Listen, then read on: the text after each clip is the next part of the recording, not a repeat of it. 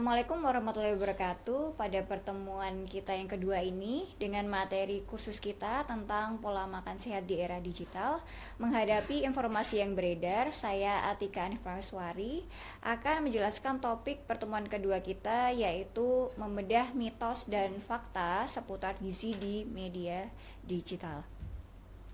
Target pembelajaran topik kedua, peserta mampu mengidentifikasi hoaks dan kesalahan informasi terkait gizi, serta memahami cara membedakan fakta ilmiah dari mitos yang beredar di media. Di era digital seperti sekarang, informasi tentang gizi sangat mudah diakses, namun tidak semuanya benar.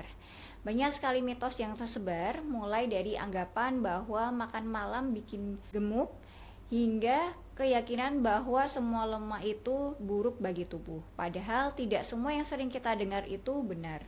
Oleh karena itu, dalam sesi ini kita akan mengupas beberapa mitos populer seputar gizi dan mengungkapkan fakta ilmiah di baliknya, agar kita bisa menjadi konsumen informasi yang cerdas dan mampu menerapkan pola makan yang sehat dan tepat.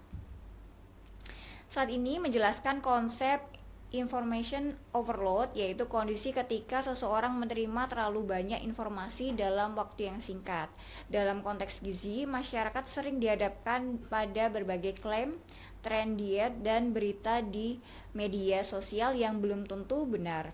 Akibatnya, banyak orang menjadi kewalahan, bingung, bahkan ragu dalam menentukan pola makan yang sehat dan tepat. Nah, inilah yang menyebabkan banyak orang jadi salah paham terhadap informasi gizi karena terlalu banyak informasi, apalagi jika kita tidak didasarkan fakta ilmiah. Akhirnya, sulit membedakan mana yang benar dan mana yang hanya mitos. Oleh karena itu, di slide-slide berikutnya kita akan membahas beberapa mitos populer seputar gizi, lalu kita bandingkan dengan fakta ilmiahnya. Tujuannya agar kita semua bisa menjadi lebih kritis, tidak mudah makan hoaks, dan bisa memilih pola makan yang benar-benar bermanfaat bagi kesehatan kita. Nah, ini merupakan berbagai sumber informasi gizi yang seringkali memberikan saran yang berbeda-beda, bahkan saling bertentangan. Mulai dari talk show, kemudian family advice atau nasihat dari keluarga, kemudian dari majalah ataupun koran, blog, hingga media sosial, yang semuanya bisa menyampaikan pesan dan yang berbeda soal makanan sehat. Masalahnya, informasi ini seringkali kita tidak didasarkan pada bukti ilmiah yang kuat. Bahkan saran yang terdengar meyakinkan sekalipun bisa saja menyesatkan, apalagi jika tidak dilihat dari konteks atau sumbernya. Akibatnya, masyarakat menjadi bingung dan sulit menentukan mana yang harus diikuti. Oke, kita masuk ke mitos yang pertama yang sangat populer, yaitu anggapan bahwa makanan manis membuat anak menjadi hiperaktif. Banyak orang tua meyakini bahwa setelah makan permen atau kue manis, anak akan sulit dikendalikan. Padahal faktanya, berbagai penelitian menunjukkan bahwa tidak ada hubungan langsung antara konsumsi gula dan hiperaktivitas. Yang sering terjadi adalah efek psikologis atau suasana lingkungan, seperti contohnya pada saat anak datang ke acara ulang tahun di mana anak memang cenderung lebih aktif. Nah, gula sering dijadikan kambing hitam di sini. Jadi penting bagi kita untuk memahami bahwa membatasi gula tetap perlu untuk kesehatan, tapi bukan karena alasan anak jadi hiperaktif.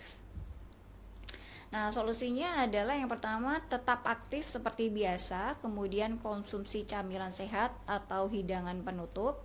Kemudian secara umum tetap membatasi makanan manis adalah ide yang baik ya. Makanan tinggi gula memang memiliki lebih sedikit vitamin dan mineral, memberikan kalori berlebih dan merupakan penyebab utama dari kerusakan gigi.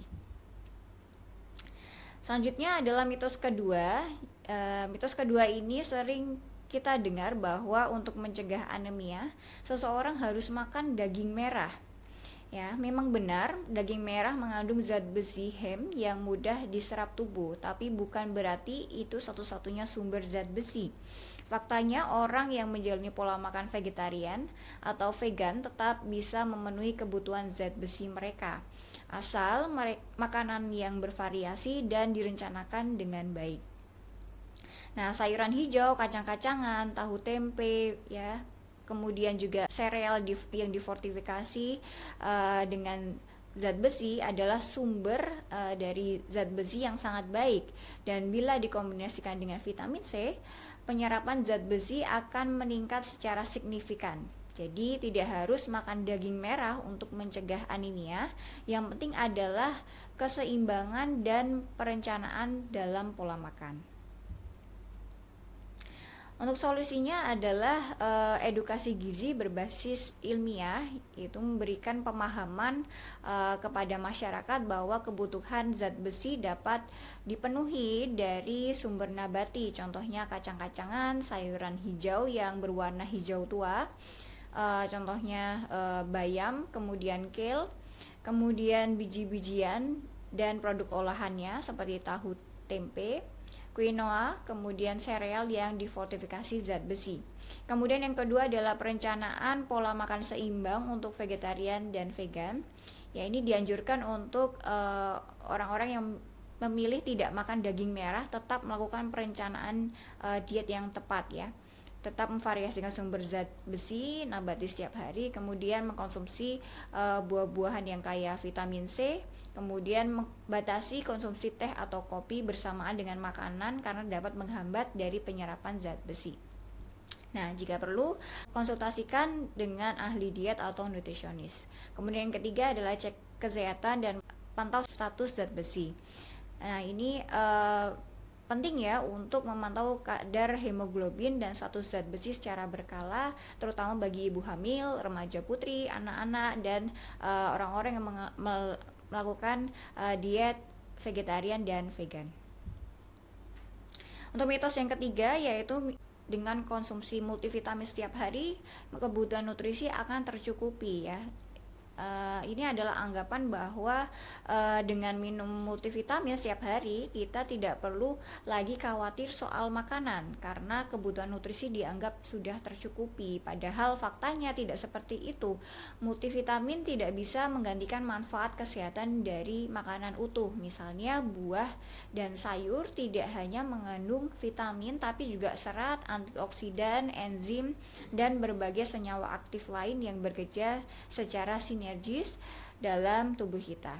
Nah, suplemen hanya boleh digunakan sebagai pelengkap jika ada kekurangan tertentu, bukan sebagai pengganti pola makan, ya. Jadi tetap yang utama adalah makan sehat dan seimbang setiap hari.